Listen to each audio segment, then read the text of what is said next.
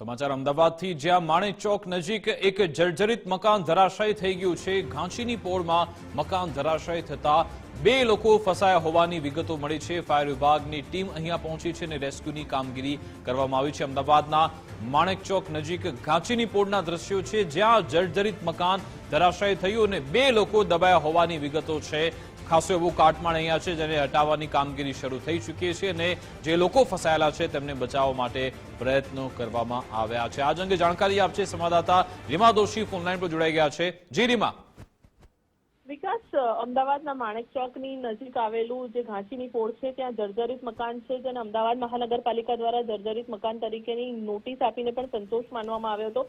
તે મકાન અંદાજે 1 વાગ્યા બાદ ધરાશાયી થઈ ચૂક્યું છે। બે લોકો છે જે દટાયા હતા, તે બંનેને અમદાવાદ ફાયર વિભાગ દ્વારા બહાર હોસ્પિટલ ખસેડવામાં આવ્યા છે। ખાસ તો જો વાત કરીએ તો આ પ્રકારે અસંખ્ય મકાનો એવા છે કે જે જર્જરિત હાલતમાં છે, જે હેરિટેજ હોવાના કારણે કે અન્ય કોઈ કારણોસર જે રીડેવલપ પણ નથી થઈ શકતા અને મોટા પ્રમાણમાં આ પ્રકારના મકાનો જે અમદાવાદના ફોર્ટ વિસ્તારની અંદર જોવા મળી રહ્યા છે।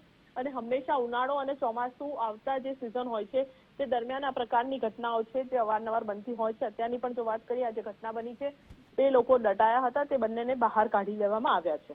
બિલકુલ, આભાર રીમા તમામ જાણકારી આપવા બદલ।